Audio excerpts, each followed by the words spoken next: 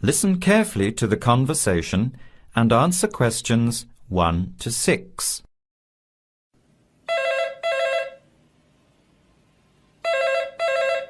Hello. Hello. Can I speak to Eleanor, please? This is Eleanor speaking. Hi. My name is Jan. I'm calling about the car that was advertised on the notice board in the Student Union building. Is it still for sale? Yes, it is. Your ad says it's a 1985 Celica, in good condition. It's old, but it has been well looked after. My family has had the car for 10 years. I'm just the third owner and my mother had it before me, so we know its history. We've got all the receipts and records. It's had regular maintenance and the brakes were done last year. It runs really well but looks its age. Why are you selling it, by the way? Well, I'm going overseas next month to study. I'll be away for at least 2 years, so I have to sell it. Unfortunately, it's been a good car. You want $1,500, is that right? I was asking $2,000, but since I need to sell it quickly, I've reduced the price. Would you like to come and take it for a drive? I don't live far from the university. Yes, I'd like to have a look. What time would suit you? Any time this evening is fine. Well, I finish classes at 6 o'clock. How about straight after that? Say 6:30? Great, I'll give you directions. When you leave the main gate of the university, turn left on South Road and keep going until you get to the Grand Cinema. Take the first right, that's Princess Street. I'm at number 88 on the right. So it's 80 Princess Street? No, it's 88 Princess Street and the suburb is Parkwood. You'll see the car parked in front. It's the red one with the for sale sign on it. OK, thanks Eleanor. I'll see you later. Bye. You have some time to look at questions 7 to 10.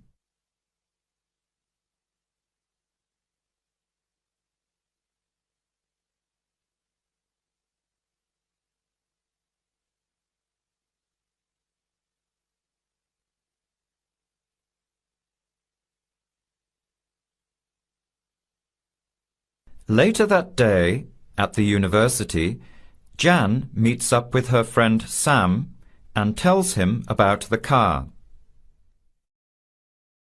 Hi, Sam. Hey, Jan. What's happening? I'm glad I ran into you. I've decided I have to get a car. You're going to buy a car? Do you really need one? I'd probably still be driving, except that my car broke down last year. Instead of getting another one, I just moved closer to the university and went back to riding a bike. Better for the environment, better for my health, and I save a lot of money. Did it really cost that much? Well, when you think of registration, insurance, rising petrol costs, parking plus maintenance and repairs, it adds up. I know it's going to be expensive, but I really need my own transportation. It takes half an hour by bus each way to university as it is. But now I'm working at night in the city. There's no way I want to hang around waiting for a bus late at night, then walk 3 blocks home alone. Hey, I think you've got a point there. So what kind of car are you looking at?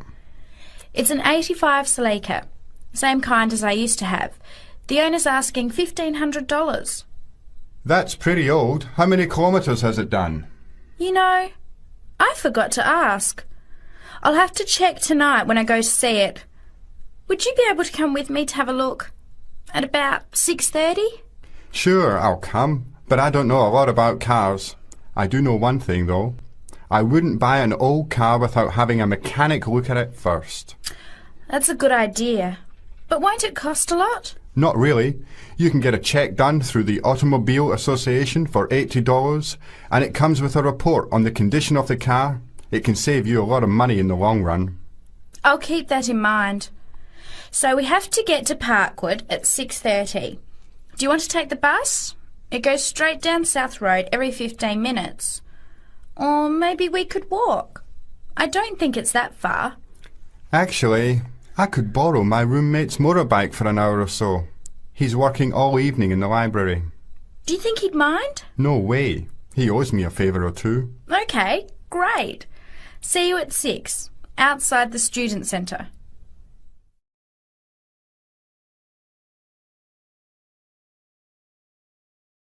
Now listen carefully and answer questions 11 to 16. Hi, Richard. I'm glad I caught you here. Can I just talk to you about something? Our new flatmate, Anders, is not quite what I had hoped. I was wondering if you shared my concerns about some of his behaviour. Yes, Tom, I know what you mean, but we can't be entirely negative. He has good points. I mean, at least he's quiet. He doesn't play loud music all night or bother others or turn his TV up, disturbing everyone. Sure, he's quiet, but remember our last flatmate? He'd say hi to you and smile and treat everyone politely. In comparison, this new guy is very impolite. He just grunts in reply and sometimes ignores me altogether. I guess that's just his way. You know, just his character. I don't think he realises he's being impolite, and it shouldn't matter to us too much. We can just ignore him too and quietly live our own lives. But his friends are hard to ignore when they visit. I know what you mean, but how often does that happen? I rarely see them, maybe once or twice a month. If they came more often, it might be a problem, but as it is, such rare visits don't matter so much. Wouldn't you say so? Well, I'm not sure, since it's very obvious when they're here because of all the cigarette smoke in the house. It stinks up the place, and you know we don't allow smoking on the premises. Well, I've never seen them doing this. Maybe they do it outside. Perhaps we can talk to Anders about it. Always remember, though, in one respect, he's a good tenant, and it's the most important aspect. The previous flatmate would always pay the rent late. I know what you're going to say. This guy pays promptly. But there's more to being a good tenant than prompt payment. I mean, you need to turn off the TV, clean up your dishes, dress respectably, be polite, and so on. I guess what I'm saying is that basically you need to cooperate with the others, and this new guy fails significantly in this respect. OK, I suppose you have a point there.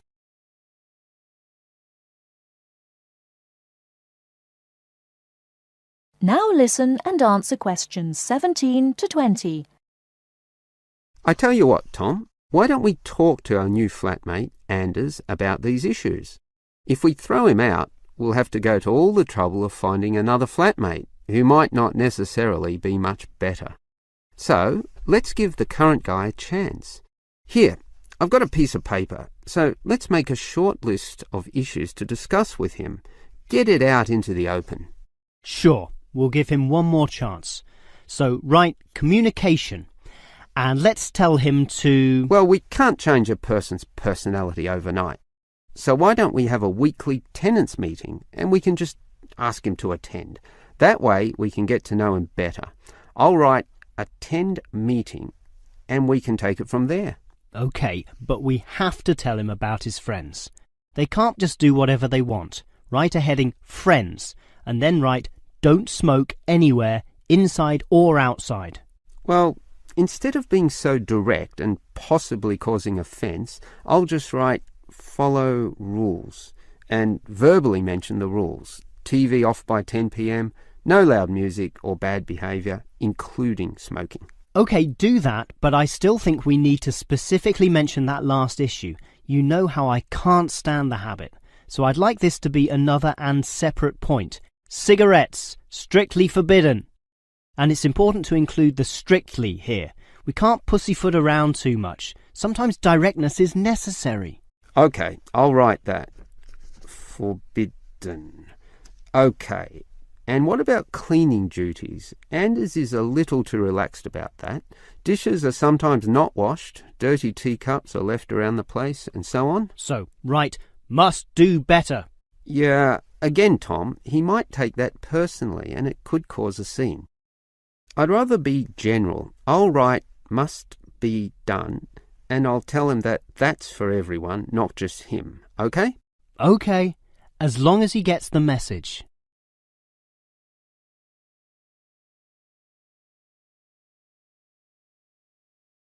Now listen to the tape and answer questions 21 to 26. Today I'm here with Professor Nittick, who is our new university president. He has been a professor for 20 years and teaches many of the best classes on campus. I know many of you have had him as a teacher and know of his brilliance. Good morning, Professor Nittick. Thank you for stopping by the student station. Thank you for having me here. It is always great to get to meet many of the students who are involved with our school. I haven't been here since 2 years ago. Yes, I remember at that time you were still teaching every semester. 2 years later, you're only teaching every once in a while. But it seems like you are still always busy. The administration world is just as busy as the teaching world for you. How do you stay in touch with the university, even with the change in your everyday duties? I try to stay in touch with what is popular with the university students. I usually spend time with as many students as I can. They usually give me insight into what the new concerns and beliefs are for the new generation. On top of that, I try to be as youthful as I can. I consider myself to be youthful, at least for my age. So I always have a good time and try to stay young. I try my best to not just be a teacher, but also participate in university life. Interesting. So are you still doing lots of academic work, or are you mostly concentrating on administrative affairs? Well, I mostly do administrative affairs now, but that doesn't mean that I still don't have a very deep interest in academic matters. I often visit other campuses around the world and meet other professors in my field. I learn the most by travelling and seeing the different places of the world and the different fields of thought. I even did a television programme last month in Manchester. Will you be on television any time soon then? Well, you can call the television station and see if I will be on television any time soon. Maybe I will be on the news report. I don't think it is really that significant, though. Oh, really? That sounds great. I will remember to look out for you. Let's move on. With all your busy travelling recently, how do you find time for your personal life? I try to keep my university life separate from my personal life. Sometimes it's hard to find time to just take my wife and 3 kids out for a family dinner, but usually we all manage to get together every few days. I'm taking a few weeks off next month to take my family down to South America, to Brazil for a few days. I can't wait to just sit on the beach. Wow, that sounds like a wonderful trip. Professor Nittick, could you tell the audience a little about what goes on in an average day of a university administrator? An average day? Oh, I don't think there is such thing as an average day for me. The last few weeks I've been travelling all the time. I can be in Los Angeles in the morning and in New York by the afternoon and back to Los Angeles by the evening. Sometimes I will spend the whole week at a new university, showing the new administrators the ins and outs of running a university. Sometimes I can spend the whole day in the office on the phone, so there really is no average day for me. I guess that is because I do so many different tasks. Sorry to let all the viewers down, but that is the plain truth.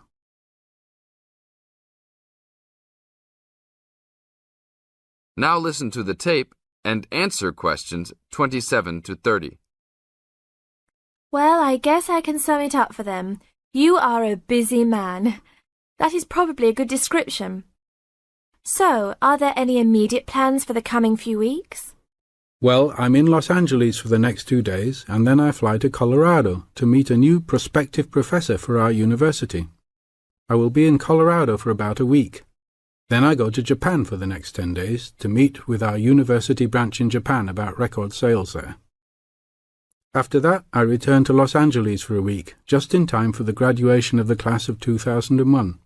There you have it, my next month's schedule. Thank you very much, Professor Nittick. I always enjoy having you on our show. We hope to have you back on our show next time.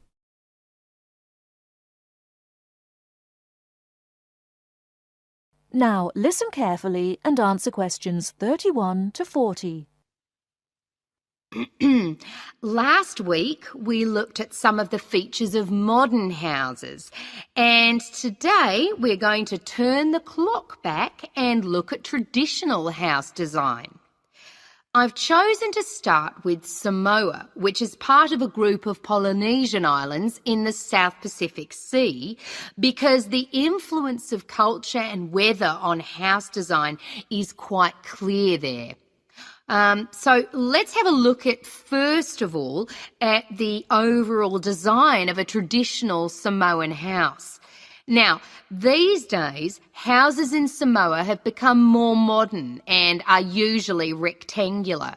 But traditional designs were round, or sometimes they were oval in shape. Here's a picture. This traditional style is still used, often for guest houses or meeting houses, and most Samoan villages have at least one of these buildings. As you can see, there are no walls, so the air circulates freely around the house. Samoa is a place that experiences high temperatures, but the open design of the house also reflects the openness of Samoan society. If the occupants want shelter, there are several blinds made of coconut leaves that can be lowered during rainy or windy weather. Or indeed, the blinds can also be pulled down if people want some privacy. The foundations of the house, that's the part beneath the floor, are raised slightly. In the past, the height was linked to the importance of the occupants, which we'll talk about another time. However, the floor of the house was usually covered with river stones.